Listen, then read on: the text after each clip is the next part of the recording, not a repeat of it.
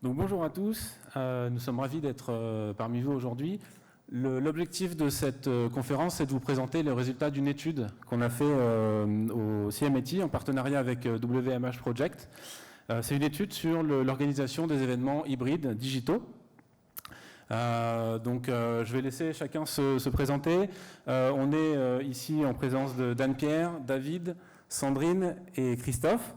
Et moi, de mon côté, je suis Thomas Mespled, le permanent consultant exécutif du CMIT. Donc le CMIT, c'est une association, un club de responsables marketing communication. L'objectif derrière le CMIT, c'est d'identifier et de partager les bonnes pratiques sur le marketing, de permettre aux adhérents responsables marketing de monter en compétence sur leur sujet, dans leur métier. Et on fait ça à travers plusieurs formats, donc des événements, à la fois des formations, des ateliers, des conférences, des webinaires, comme c'est tendance. Et aussi des études, une grosse partie contenu avec des infographies, des livres blancs, des tribunes presse. Donc voilà. Je vous passe chacun la main pour vous présenter rapidement. Bonjour, Anne-Pierre Guignard. Donc moi je suis responsable marketing chez Rapid7, qui est un acteur de la cybersécurité. Voilà. Et puis je suis administratrice aussi au sein du CMIT. Bonjour, je suis Sandrine Lessens, je suis responsable marketing d'Avaya, qui est un éditeur de logiciels dans les communications unifiées et les centres de contact. Et je suis également administratrice du CMIT. Bonjour à tous, David Benguigui, donc je m'occupe des contenus, je suis directeur des contenus et des réseaux sociaux chez Prodware et je suis accessoirement également administrateur au CMIT. Bonjour, donc Christophe Marais, je suis directeur général de WMH Project, qui est une agence d'événements née de la fusion de 3 entreprises qui étaient FC2, Mondial Event et PHB, que j'ai dirigé pendant 25 ans. Donc j'ai une assez grosse expérience de ce métier, comme montre ma barbe blanche. Et on a un objectif dans nos métiers, c'est d'engager les publics. Et c'est ce qu'on va voir ensemble tout à l'heure. Merci à tous. Donc, au niveau de l'enquête, déjà, premièrement, l'origine de cette enquête, pourquoi est-ce qu'on a voulu la réaliser ? Comme tout le monde, on a été impacté par la crise sanitaire. On est passé d'un format d'événement qui était majoritairement en physique à du full virtuel.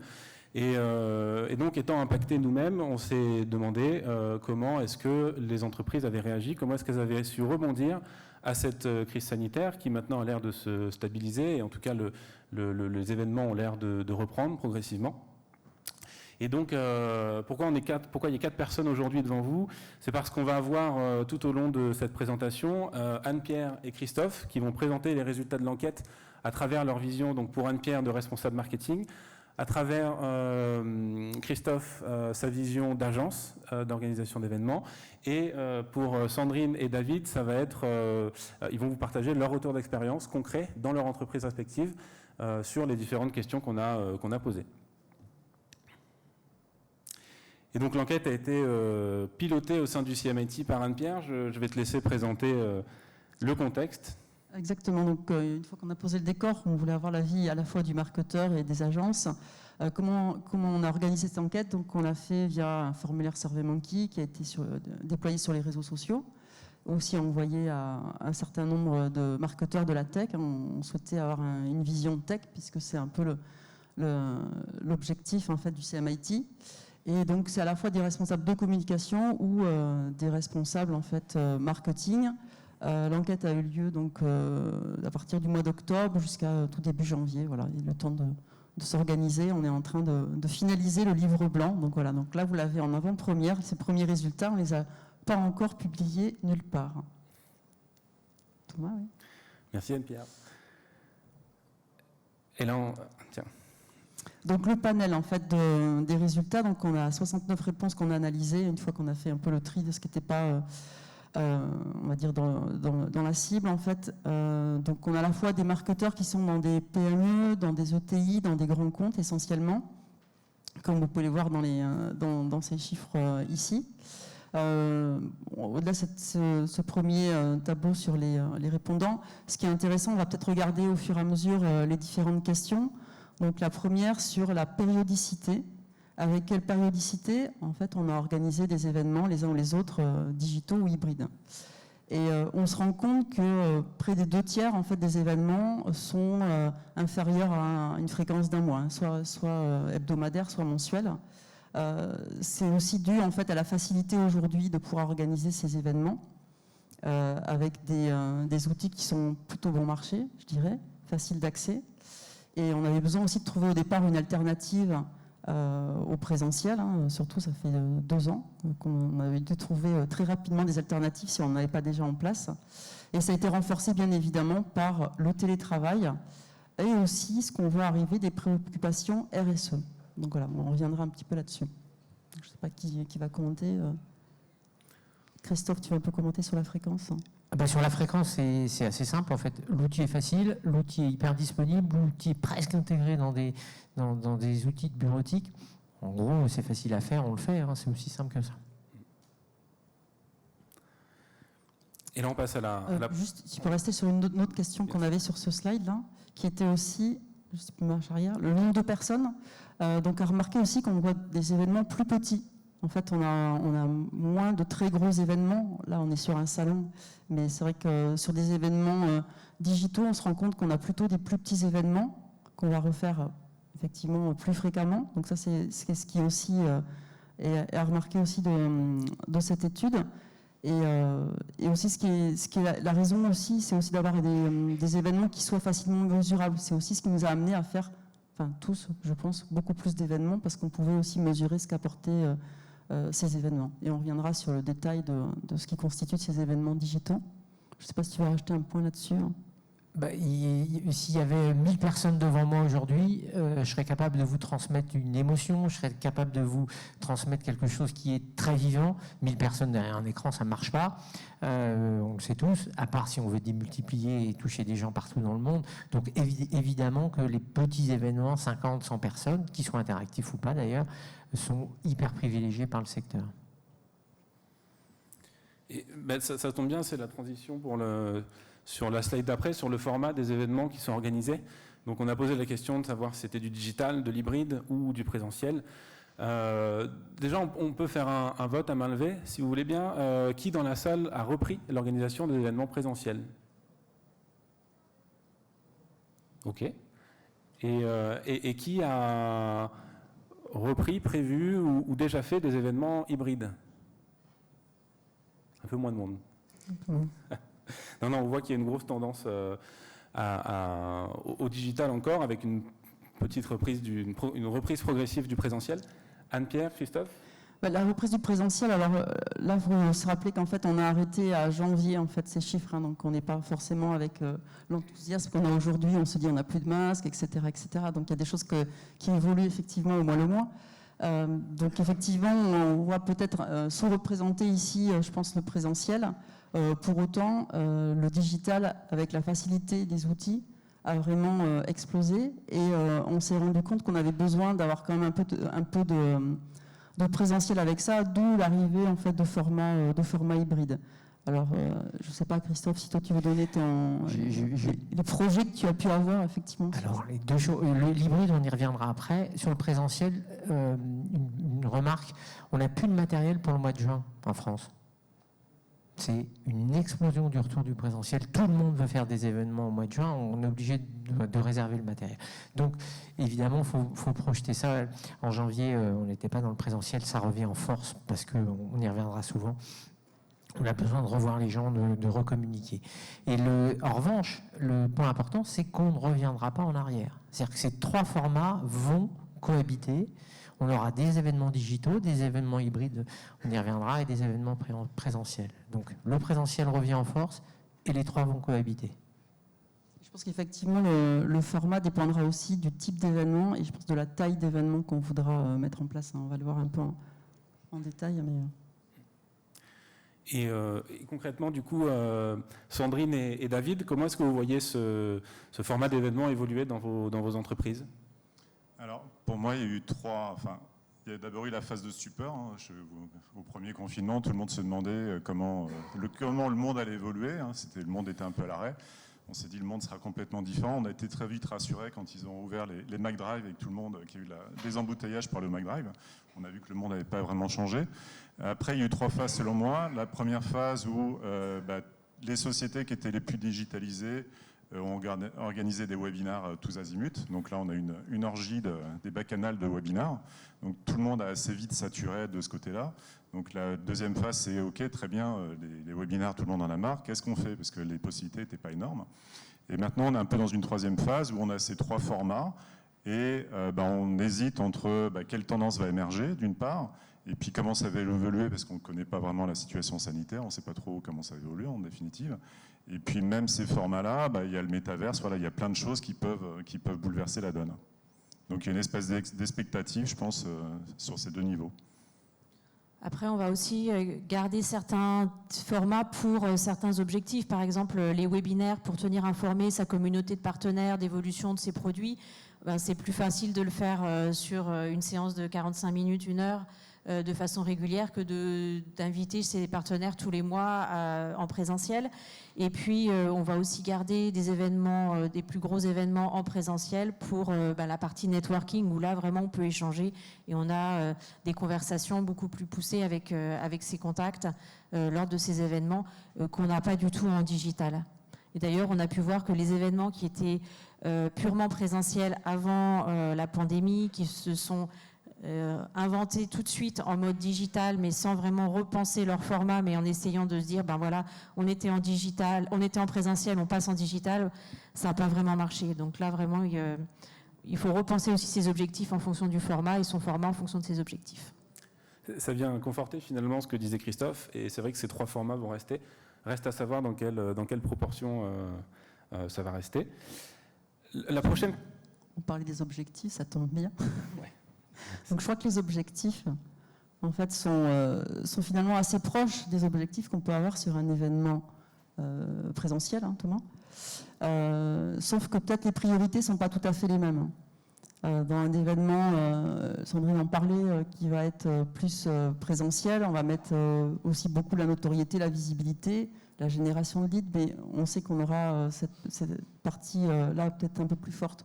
Aujourd'hui, c'est les éléments digitaux. Ce qu'on voit, c'est effectivement pourquoi on va en premier comme critère sortir la génération de leads, parce qu'on peut mesurer. On peut mesurer beaucoup de choses. On peut mesurer à la fois effectivement les stats habituelles des présents, des no-shows, etc. Mais on peut mesurer aussi toute la consommation de tous les contenus qu'on peut mettre à disposition à distance.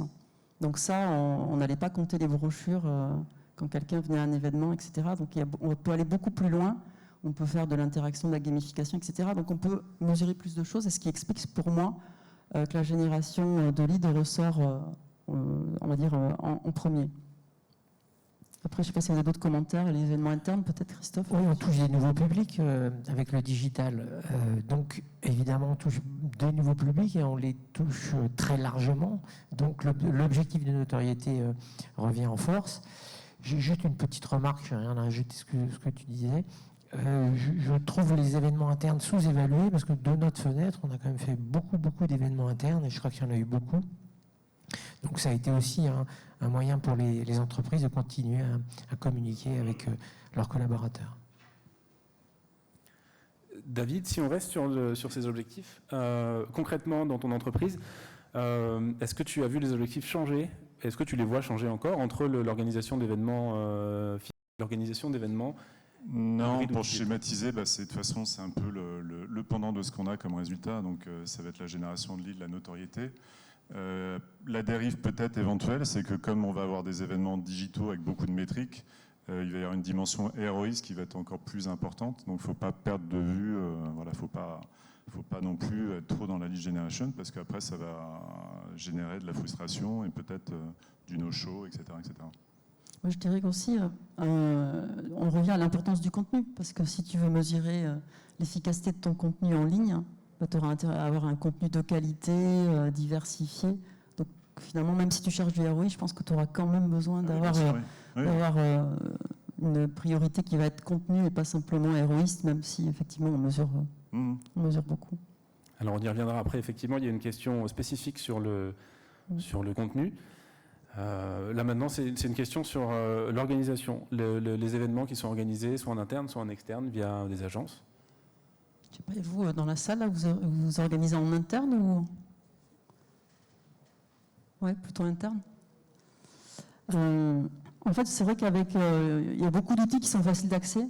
On a vu, entre autres, pour ne pas le nommer, Teams, qui a beaucoup évolué très rapidement et effectivement, peut-être était un peu, à un moment donné, le chouchou des, on va dire, des DSI parce que pour des raisons de sécurité, ils connaissaient Microsoft, donc c'était peut-être plus simple.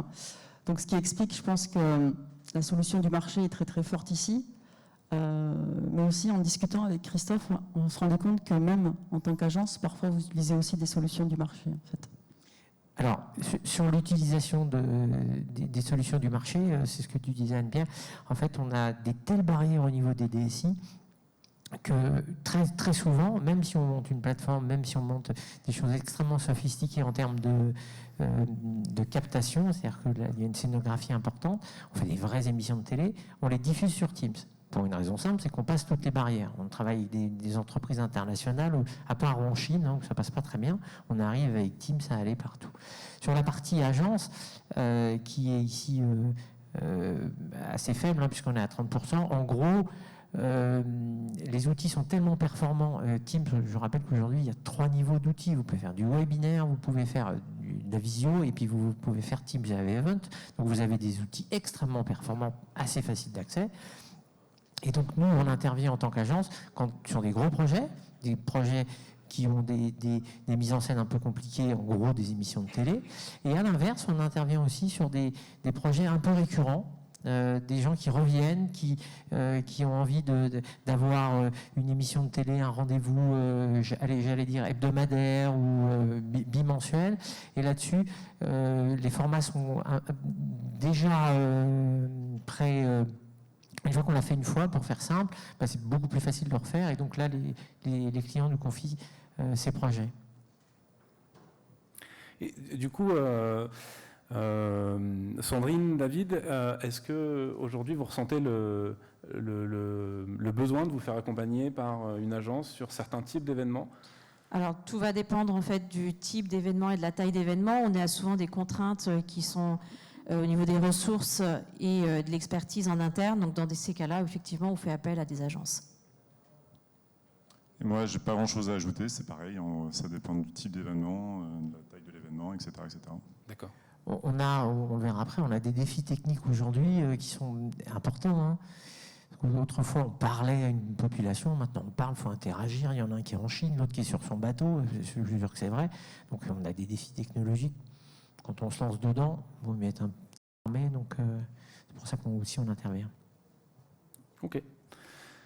Prochaine question du coup qu'on a posée, c'est le contexte d'organisation des événements. Pourquoi est-ce qu'on est passé à des événements digitaux ?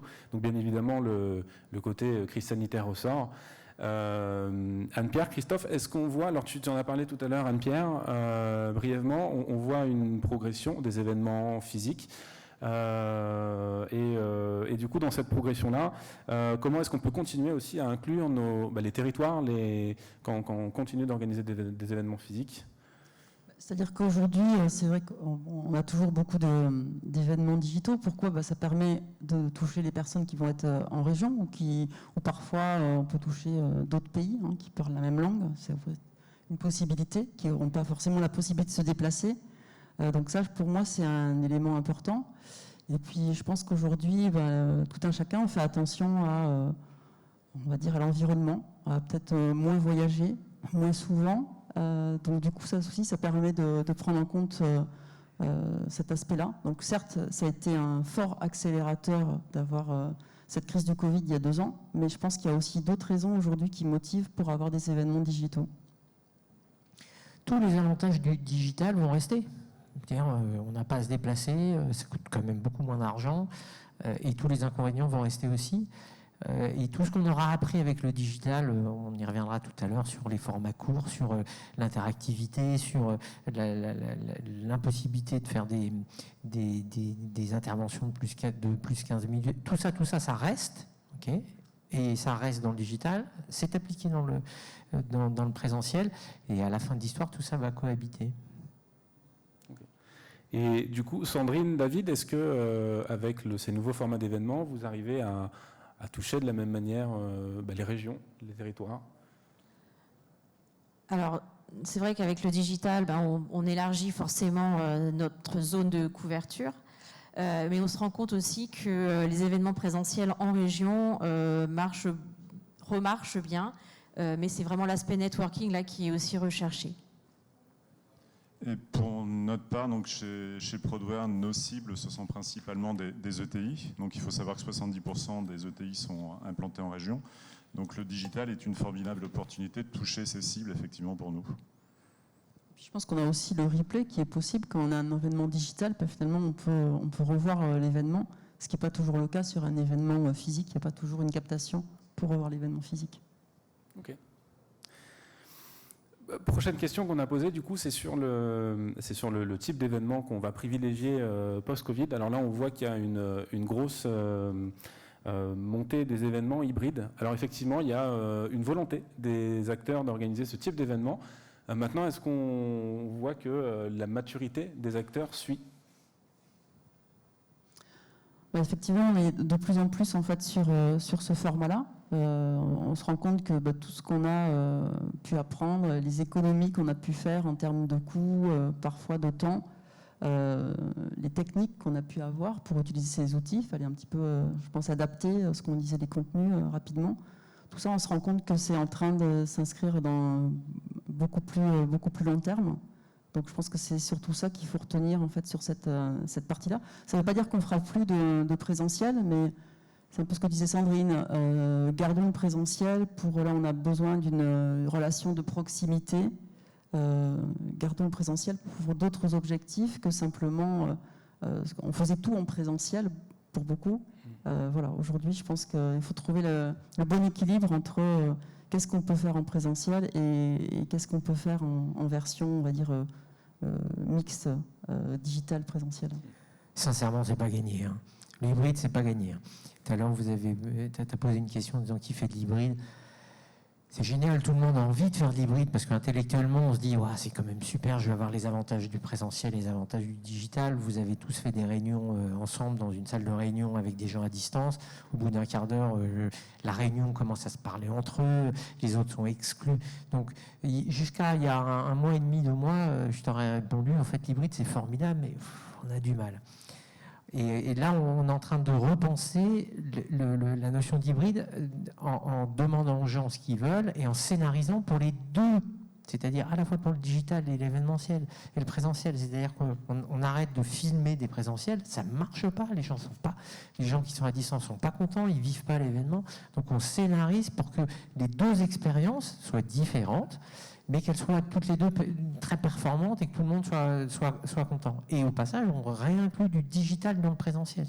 Les gens qui sont en présentiel arrivent à avoir du digital. Et tout ça va je pense, déboucher sur des événements hybrides qui vont être plus intelligents, plus performants que ça l'est aujourd'hui. Et ça commence juste. Oui, je voudrais juste rajouter une chose sur les réunions hybrides.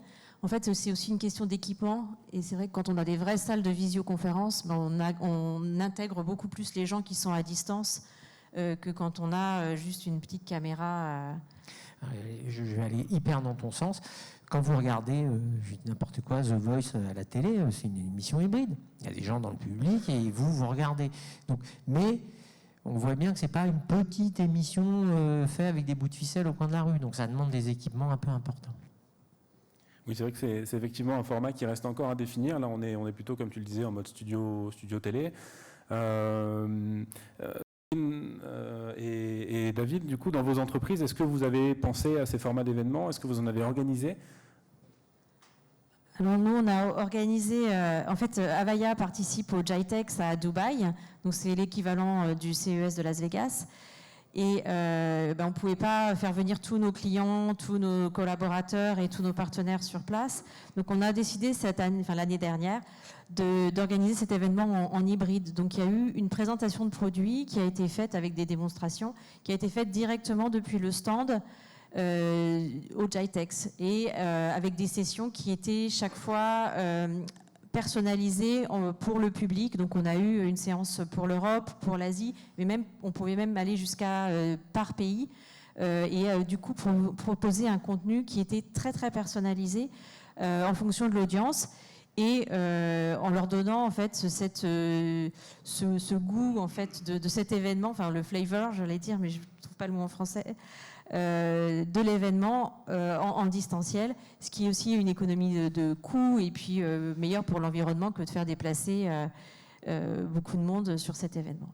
Voilà. Après, il y a d'autres événements auxquels on avait pensé au format hybride, notamment des clubs, alors clubs utilisateurs ou clubs partenaires. Mais là, en fait, cet aspect networking, du coup, disparaît complètement du format hybride et on ne voulait pas perdre cet aspect-là. Et puis, on a aussi pensé au facteur coût-bénéfice. En fait, un format hybride pour un public plus limité est quand même assez compliqué de trouver, là encore, le ROI de l'événement. Mais rien n'empêche ensuite quand même de filmer les séances et puis de les proposer à ceux qui n'ont pas pu assister. Et nous, de notre côté, on sort de 2 kick-offs 100% digitaux, donc on a mis des moyens, plateau télé, etc., animateurs, enfin bon. Mais on se pose de plus en plus la question de l'hybride pour le prochain, pour 2 raisons qui peuvent être paraître un peu contradictoires. La première, c'est qu'on aimerait bien qu'il y ait des personnes présentes. Et en même temps, quand vous êtes dans une société de 1300 personnes qui est implantée dans 13 pays, si vous faites venir ces personnes dans un même site, en termes de coût, c'est pas neutre, sans compter qu'on est on est une société de service. Donc c'est-à-dire que pendant 2 jours, les gens vont pas prester, etc. Donc voilà. Donc c'est pour ça qu'on se pose la question de l'hybride dans le cadre du prochain kick-off. Ok. Prochaine question sur le cahier des charges. Qu'intégrez-vous finalement? Quels indicateurs vous indiquez dans les cahiers des charges? On voit que le panel est assez large. Qu'est-ce qui a changé finalement ces derniers mois dans la rédaction d'un cahier des charges? Alors moi je dirais ce qui n'a pas changé, c'est un peu les attentes classiques qui vont être le nombre de personnes, les no-shows, etc. Ce qui a changé, je pense, c'est toute la partie interaction, animation, gamification, comment on peut provoquer de l'engagement. Christophe en parlait un tout petit peu, mais effectivement, est-ce que ça va être des sondages live? Est-ce que ça va être des animations? Effectivement, voilà, tout ça, des jeux, des tirages. On peut faire un certain nombre de choses en ligne. Moi, je l'ai fait sur des événements effectivement virtuels. On peut faire un certain nombre de choses, mais il faut l'avoir prévu. Il faut l'avoir prévu dans son cahier des charges avant de lancer en fait votre événement. Ce qui est aussi à prendre en compte, il y a des choses un petit peu techniques, c'est l'interfaçage entre différents types de solutions. Donc ça, c'est des choses qui sont nouvelles, je pense, par rapport à un événement physique. On ne se posait pas ce genre de questions. Il y a d'autres qu'on se posait. Et puis tout ce qui est suivi post-event, bien sûr, il y aura, je pense, beaucoup plus en fait, de suivi post-event. Donc voilà, qu'est-ce qu'on met en place pour l'après-événement, que ce soit hybride ou digital, on va dire, simplement. Je ne sais pas, Christophe La data, une data intelligente, qu'est-ce qu'on peut retirer comme métrique? Et depuis, je pense que depuis que je fais ce métier, on dit ouais, mais les événements, faut en parler avant. Un événement, c'est pas que le jour J, il faut en parler avant, il faut avoir l'événement, puis après, il faut parler post-event. Avec le digital, c'est aujourd'hui beaucoup plus facile, d'où les réponses qui sont on veut des métriques, on veut du suivi post-event et on veut du drive-to en pré-event. Et l'outil, pour le coup, est facile à faire. Il y a des gens qui font que ça à l'agence. Et ce qui est assez intéressant, c'est que du coup, toutes ces données, maintenant, on nous les redemande de manière beaucoup plus insistante en présentiel. Donc c'est un peu un leitmotiv. Le digital a amené plein de nouvelles choses, même en présentiel. Oui, c'est vrai que sur le côté post-event, je te rejoins. Effectivement, on a la possibilité de faire plus de choses finalement avec le digital. Prochaine question sur les outils. Et là, c'est une grosse question. Chacun utilise ses outils différents. On a la représentante d'Avaya parmi nous, Sandrine. On va peut-être faire un sondage à main levée dans la salle. Qui parmi vous utilise Teams? Je dois répondre. Voilà. Qui parmi vous utilise Zoom, l'autre grosse solution du marché? Et qui parmi vous, David, je t'ai vu lever 2 fois la main, qui parmi vous utilise plusieurs de ces outils pour les différents types d'événements que vous avez? Ok. Donc, finalement, comment est-ce que ces outils ont évolué entre les premières fois où on les a mis en application réellement il y a 2 ans et maintenant? Je dirais qu'en fait, ce qu'on voit, c'est effectivement beaucoup d'outils. Il n'est pas rare que les équipes marketing disposent de différents outils selon si c'est un petit événement, un plus gros événement, ça dépend ce qu'on veut organiser, quel type d'interaction on veut avoir. Donc, est-ce qu'on veut faire un événement complètement virtuel ou pas, etc. Donc, ces outils, ils ont évolué, ils sont faciles d'accès pour les marketeurs. Il y a de nouvelles fonctionnalités qui arrivent, pas tous les jours, mais enfin qui arrivent quand même très très régulièrement. On le voit sur un certain nombre de ces acteurs. Donc voilà, donc ça c'est le premier aspect qui me paraît intéressant, c'est finalement l'autonomie de l'équipe marketing qui a plus besoin forcément d'avoir un support technique pour les événements, on va dire, un peu standards. Après, pour les plus gros événements, je pense que là, on a besoin d'aide d'agence. Dans le sondage, il y a ON24. ON24, c'est un tout petit peu comme Avaya, c'est une plateforme, donc c'est un tout petit peu différent d'un outil de visio ou de webinaire. Et sur les plateformes, aujourd'hui, c'est pas si simple de se servir de ON24 ou d'une plateforme. Donc ça, c'est un outil un tout petit peu à part. Et après, l'autre pendant, c'est l'énorme carton qu'a fait Teams en dépassant tous les acteurs historiques, parce que n'oubliez pas que je ne sais pas combien ça temps Skype, mais il y a 10 ans, les grands-parents parlaient avec leurs petits-enfants qui étaient partis faire leurs études en Chine, hein, ça marchait Skype. Donc, et Skype, c'est même pas dans le sondage. Ils ont acheté. Et Webex a été utilisé dans les grosses boîtes américaines et ça marche pas. Ils ont tout raflé, la Zoom et Teams. Ils sont arrivés derrière avec des outils hyper performants. Ils ont évolué. Enfin, c'est assez génial quand même. Après, il y a beaucoup d'outils quand on voit le poids de autres. On se rend compte que quand même c'est assez finalement dispersé. Il y a beaucoup d'outils qui permettent. Ça dépend ce qu'on veut faire. Si on veut faire, il y a le webinar, il y a l'événement virtuel, il y a juste une visioconférence avec d'autres personnes dans une équipe. Donc ça dépend un peu ce qu'on veut utiliser entre visioconférence et vraiment événementiel. Je pense que certains outils font pas forcément que de l'événementiel, font plutôt que de la visio. Donc ça dépend un peu ce qu'on veut mettre derrière. On va laisser Sandrine en parler. Donc oui, il n'y a pas que Teams dans la vie. Donc nous, on a en fait développé une plateforme pour nos clients qui s'appelle Avaya Spaces et qu'on utilise également en interne. C'est une plateforme collaborative sur laquelle on peut organiser des visioconférences, échanger des fichiers. Et en fait, on l'utilise aussi donc en interne pour nos propres besoins, notamment pour animer notre communauté de partenaires. Et en fait, c'est pour eux un point central d'information. Sur lesquels on va organiser des visioconférences, et sur lesquels aussi on a un chat persistant, donc on continue la conversation après l'événement, et du coup on anime vraiment la communauté avec l'outil. Et je pense qu'après on utilise l'outil au maximum de ses capacités. En fonction de ce qu'on cherche à faire et de ce que l'outil propose et de ce que l'outil propose. Donc, essayez Avaya Spaces. Hein. C'est vraiment une plateforme de collaboration qui vous permet en plus d'échanger des fichiers sans taille limite. Voilà.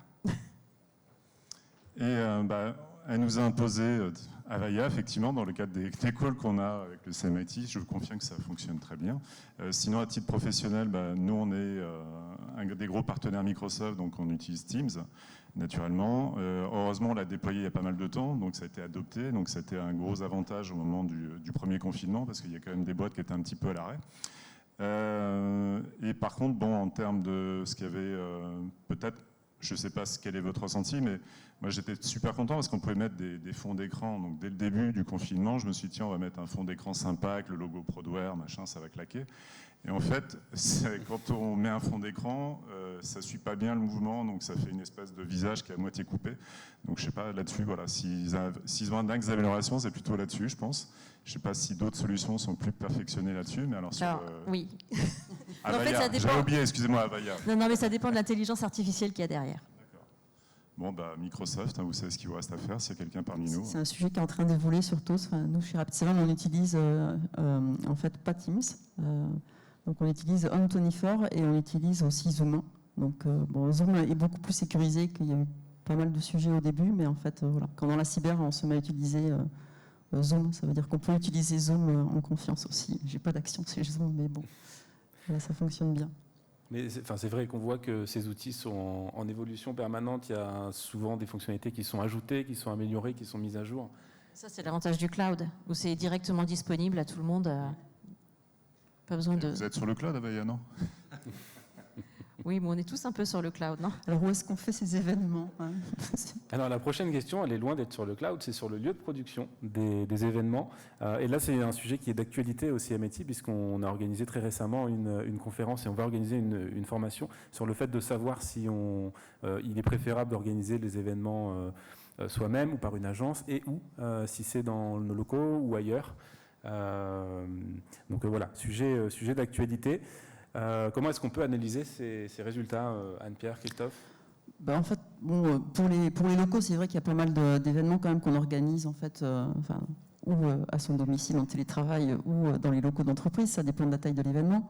Mais ce qu'on a vu arriver, en fait, c'est cette volonté de pouvoir être dans un monde qui soit plus personnalisé, donc d'où le fond vert. Plus travailler en fait on va dire le professionnalisme des événements qu'on pouvait tous lancer. Donc je sais que certaines entreprises vont même jusqu'à avoir une espèce de mini-studio dans l'entreprise où il y a un fond vert avec la bonne caméra et tout est installé comme ça si on veut rapidement avoir un avant-vente ou quelqu'un qui vienne pour faire un interview ou un client. C'est vrai que voilà, tout est équipé. C'est pas le cas de tout le monde, il faut maîtriser un petit peu la technique derrière, mais voilà, c'est une tendance qui est en train d'arriver, en fait, d'avoir effectivement plus d'utilisation du fond vert dans les entreprises ou via les agences. Je suis assez surpris, moi, les locaux d'entreprise, 71 réponses, 71%, je trouve ça beaucoup. Alors nous, on a évidemment un tropisme un tout petit peu différent parce qu'on nous confie des événements. Donc on a fait énormément de fonds verts, on a même monté un studio un peu important, et très vite on a monté un petit puis un gros. Je te confirme, on monte des studios chez des clients fonds verts avec des configurations assez simples. Et dès que ça devient, en gros, ils font de la formation, des mocks et des petites choses. Dès que ça devient compliqué, en fait, on intervient. Et puis, il n'y a pas dans ce sondage, mais je voulais partager ça avec vous. On a fait beaucoup de vraie vie. C'est-à-dire qu'on a fait des plateaux un peu à la... C'est à vous, c'est-à-dire des plateaux dans des studios, mais des studios qui ne sont pas des studios fond vert, des studios qui sont un peu vivants, des studios où il y avait une cuisine, etc. Et on a fait des vraies émissions de télé, mais un tout petit peu plus humaines. Et, voilà. Et le fond vert reste parce que il y en a beaucoup moins, il y en a vraiment beaucoup moins, mais globalement c'est quand même un outil hyper pratique, ça va vite, voilà, et on arrive à monter des univers sympas. L'expérience, je pense, est au bout, et là il va falloir réinventer des choses dans le fond vert, je pense. Okay. Alors sur le fond vert, moi c'est quelque chose que j'ai utilisé mais de façon plus rudimentaire il y a une quinzaine d'années, puisqu'on a un vidéaste depuis pas mal de temps chez Prodware. Par contre, c'était très rudimentaire, c'était une espèce de tente Quechua, vous voyez un peu le site qui se déplie. Donc ça permettait de détourer la personne et de la mettre après sur le site internet. Vous savez, il y a longtemps, dans la préhistoire du web, parfois il y avait un petit personnage qui expliquait comment fonctionnait le site. Donc on avait recouru au fond vert à cet usage-là. Sinon, lors du dernier kick-off, on s'est posé la question de créer un studio dans notre entreprise, parce que de louer un plateau, etc., ça représente un coût. Donc on s'est posé cette question, mais en termes de délai, c'était un peu short, mais j'abandonne pas cette idée, puisque il y a quand même une émergence de la vidéo, ça tout le monde en est conscient, et donc ça permet de l'utiliser dans différents cadres, donc c'est quelque chose que je garde en tête en tout cas. Oui, c'est vrai qu'une fois que tu montes un studio dans ton entreprise, finalement il resserre pour cet événement, pour d'autres événements aussi, tu t'en resserres. Donc c'est vrai que c'est une action sur le long terme que tu peux mettre en place. Prochaine question, c'est sur les contenus qui sont privilégiés dans le cadre de l'organisation des événements. Alors, c'est vrai qu'on a toujours le PowerPoint, on aime bien les présentations, mais ce qu'on voit arriver beaucoup plus, c'est des formats qui fassent format un peu télé, je dirais, un format interview. Donc voilà, le fait qu'on ait certainement fait des économies en ayant des événements digitaux par rapport à du présentiel, je pense qu'aujourd'hui, ce qu'on voit, c'est davantage d'investissement sur le contenu, sur la qualité de ce qu'on peut proposer. D'ailleurs, c'est important parce que sinon, à distance, c'est difficile d'avoir l'engagement en fait des différentes participants. Donc c'est vrai que je pense que c'est ça que moi je retiens en fait de cette présentation. Et aussi pas mal quand on le peut avec un animateur en fait, un peu comme on fait aujourd'hui, mais moi je l'ai vu sur pas mal, même des webinaires, même des choses de plus petite taille. C'est vrai que c'est quelque chose qui fonctionne bien, le fait d'avoir de l'interaction, de mettre un peu de l'humain en fait dans ces événements à distance. Voilà, on a l'impression de participer, alors sans faire The Voice, mais on peut quand même faire des choses. Christophe? Ouais. Alors c'est moi, donc je me suis contenu, donc c'est pour moi. Donc en termes de contenu, on a l'habitude, vous connaissez l'adage, le contenu est roi. Mais ce qui est important, c'est que l'engagement est reine et maître. Donc effectivement, avec les contenus, avec les formats digitaux, on veut injecter, effectivement, comme le disait Anne-Pierre, de l'humain, voire de l'émotion.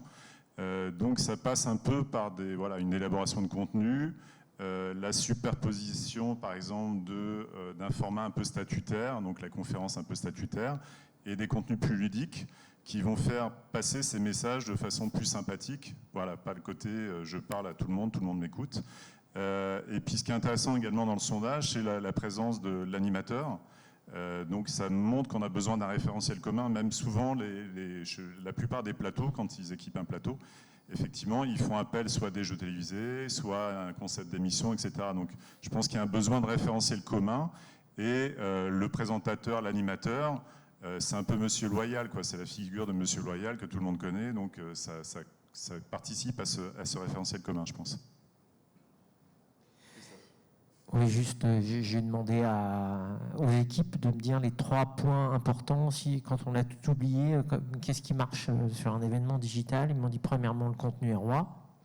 Deuxièmement, ça marche vraiment mieux avec un animateur. Et troisièmement, les formats courts, c'est-à-dire, on sait qu'en gros la capacité d'attention de quelqu'un derrière son écran est entre 12 et 15 minutes, pas plus.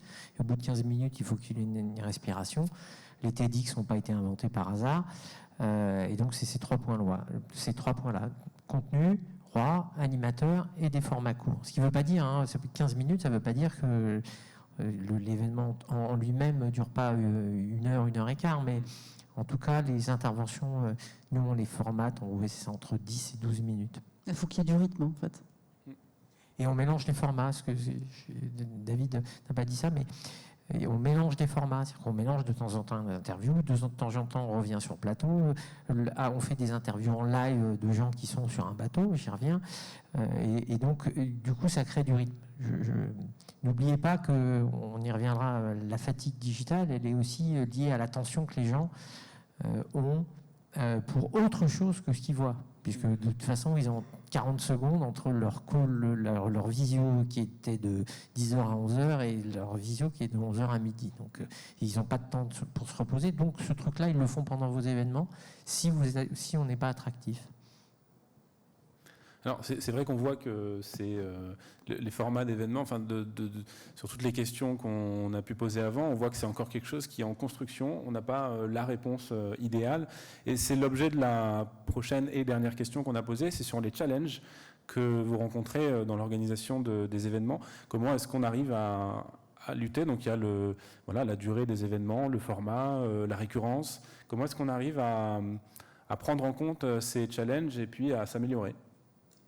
Tout de suite, la fatigue digitale, on l'a tous expérimenté, je pense. Vous avez des événements et vous dites c'est pas possible, c'est trop long.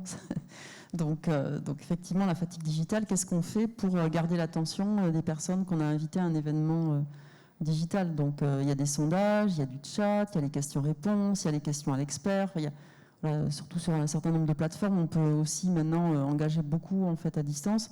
Il faut avoir pensé, il faut qu'il y ait des jeux, je pense que tout ce qu'on pouvait faire peut-être dans un événement physique, déjà, il faut le transposer en version digitale pour que ça fonctionne. Mais il y a peut-être d'autres choses à inventer. Je pense que, on n'a pas parlé d'événements complètement immersifs, mais bon, avec Metaverse, il y a peut-être des choses qui vont encore évoluer dans les formats d'événements. Donc pour moi, la priorité, c'est ça, c'est avoir de l'animation et effectivement répondre à ce défi du challenge digital. On le retrouve à interactivité, etc. Mais pour moi, c'est vraiment le plus important. Et le deuxième élément, ça sera la durée des événements. On l'a vu beaucoup arriver dès que tout le monde s'est mis à faire du webinar. C'était incroyable. Vous aviez 20 invitations par jour sur des webinars, quel que soit le sujet. Donc moi, en tant que responsable marketing, c'était rapport marketing, mais les DSI, c'était par rapport à l'informatique, etc. Donc voilà, chacun était sursollicité. Donc autant vous dire que c'est quand même compliqué d'avoir des présences sur un événement digital s'il n'y a pas quelque chose qui attire et à l'invitation et avant l'événement et pendant et après. Je pense que vraiment c'est l'élément clé. On parle à des humains, donc voilà, il faut se rappeler qu'on a des personnes en face de nous quand on organise un événement, même avec une très longue distance. Je parle, rebondir sur ce que tu dis, parce que tu as tout dit. La première ligne m'intéresse, le défi technique. C'est incroyable, on avait des trucs simples, on est passé de compliqué, maintenant on est hyper compliqué, on nous demande des trucs absolument dingues.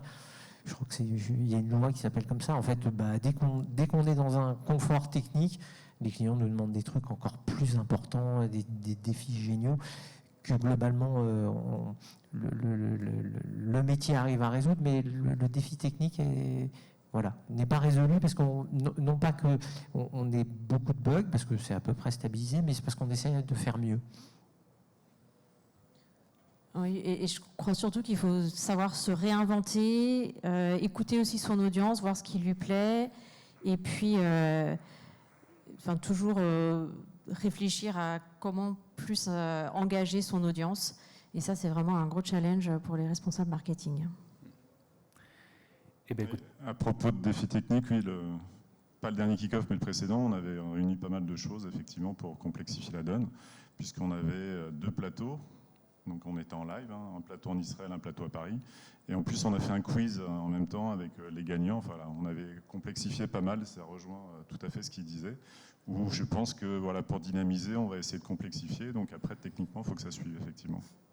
Il faut arriver à trouver le bon équilibre, effectivement, entre dynamisme et simplicité d'organisation pour les participants et les organisateurs. C'était donc la dernière question. L'étude va apparaître, comme le disait Anne-Pierre, c'est une présentation en avant-première. Ça va apparaître très bientôt sur le site du CMIT. Est-ce qu'on a une date, un délai ? On va dire avril. Au mois d'avril. Donc voilà, n'hésitez pas à venir régulièrement sur le site du CMIT où on va faire paraître cette étude, à la fois sous le format d'un livre blanc et d'une infographie. Merci à tous. Place aux questions. Et vous pouvez nous féliciter pour le timing parce que 45 minutes.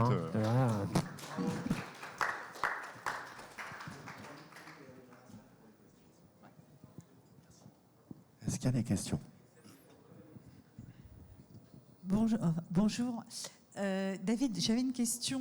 Tu parlais des plateaux donc en Israël et ici en France. C'est dans vos locaux ou à l'extérieur en agence? Non, c'était à l'extérieur. On avait fait chez I24 et BFM à Paris. C'était BFM TV et I24 en Israël. D'accord, ok. Mais effectivement, c'était posé pas pour ce kick-off-là, mais le dernier, parce que ça coûte, c'est une somme pas négligeable. Donc on s'était posé la question d'internaliser les plateaux. Voilà. Oui, alors justement, on n'a pas forcément évoqué tellement les questions de coût, mais je ne sais pas si c'est possible que tu en parles. Ça coûte combien d'avoir un plateau ? Tout dépend de la taille du plateau. Enfin, je pense que la bonne personne sur le sujet, ça va plutôt être Christophe. Je pense qu'on est sur un ticket d'au moins 100 € entre les caméras, si on veut des caméras 4K, etc. Ouais, c'est pas un ticket neutre.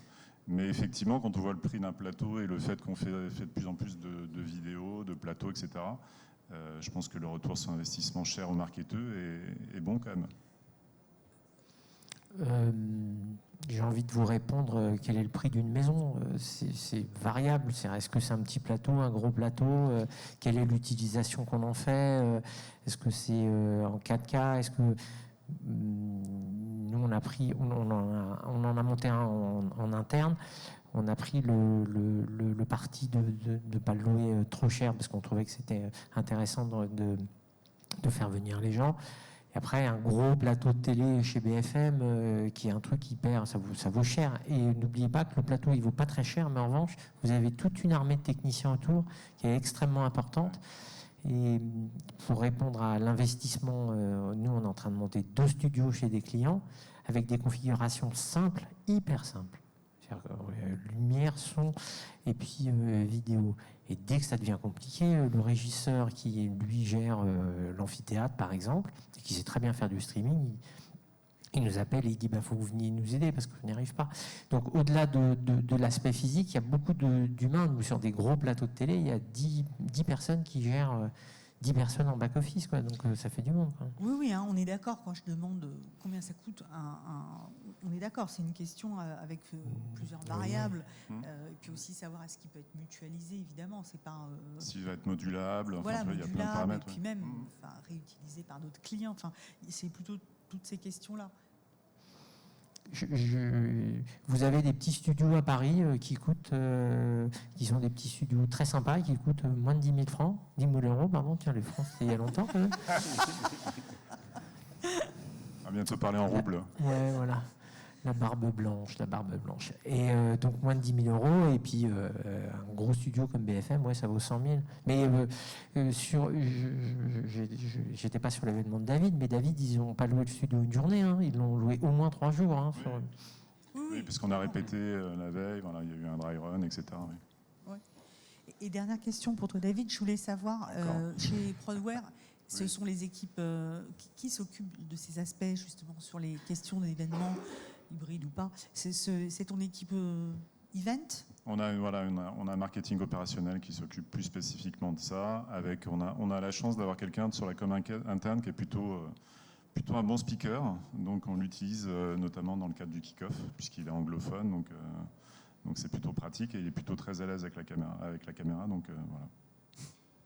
Ok, merci.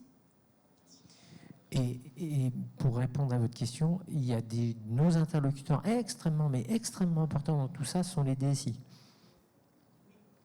Parce qu'ils nous voient arriver, ils nous voient débouler, on remplit des fichiers qui font 50 onglets pour savoir si on est sécure, etc. Et là, il y a un gros enjeu d'interlocuteurs avec les DSI. Bonjour, merci pour ces chiffres, cette restitution. Je trouve ça très intéressant, forcément. Aujourd'hui, est-ce que vous pensez qu'il y a une évolution de l'état d'esprit, notamment des décisionnaires marketing, sur la perception de l'événementiel ? J'entends par là qu'avant, l'événementiel, c'était très souvent un centre de dépenses et pas un centre d'investissement. Est-ce qu'aujourd'hui, vous avez l'impression que, justement, la crise a porté plutôt bénéfice, in fine, et que l'état d'esprit est plutôt dans, justement, ça va peut-être me coûter plus cher, mais c'est un investissement parce que derrière, j'ai de la donnée, j'ai quelque chose de tangible qui va m'apporter d'un point de vue stratégique, ou est-ce qu'on est toujours dans ce schéma où l'événementiel a ce côté assez, entre guillemets, notoriété, qui était difficilement mesurable avant, et donc, centre de coût, on ne mesure pas forcément les éléments. Voilà.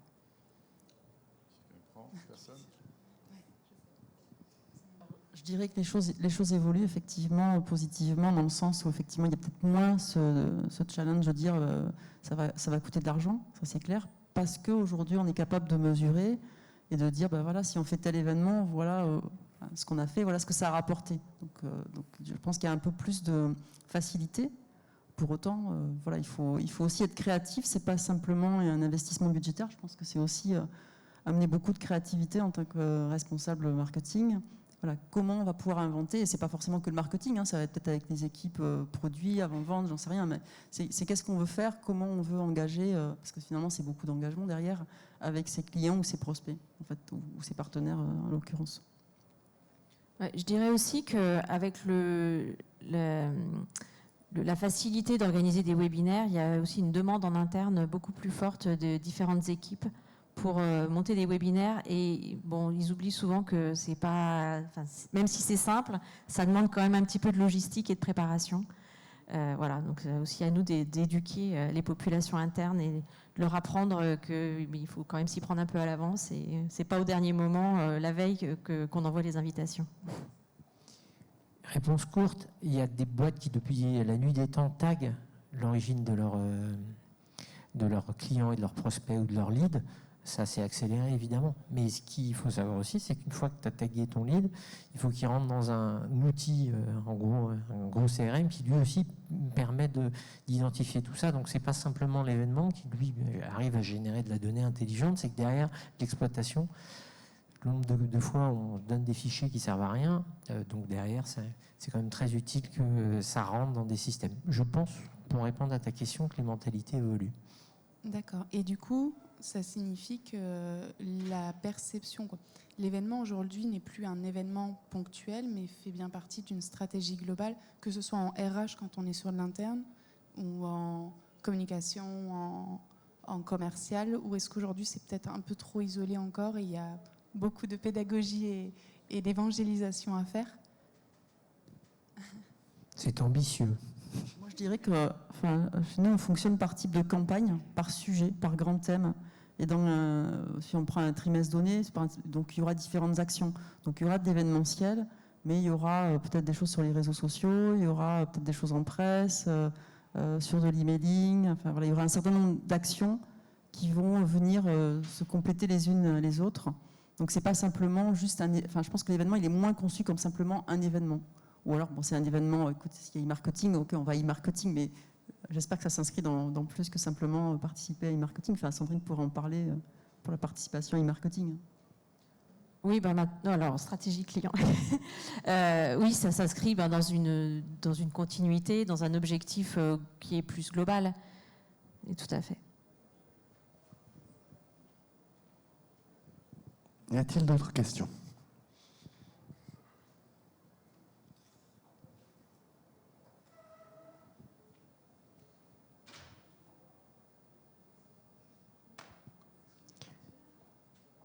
Bon appétit, alors c'est ça qu'on dit maintenant.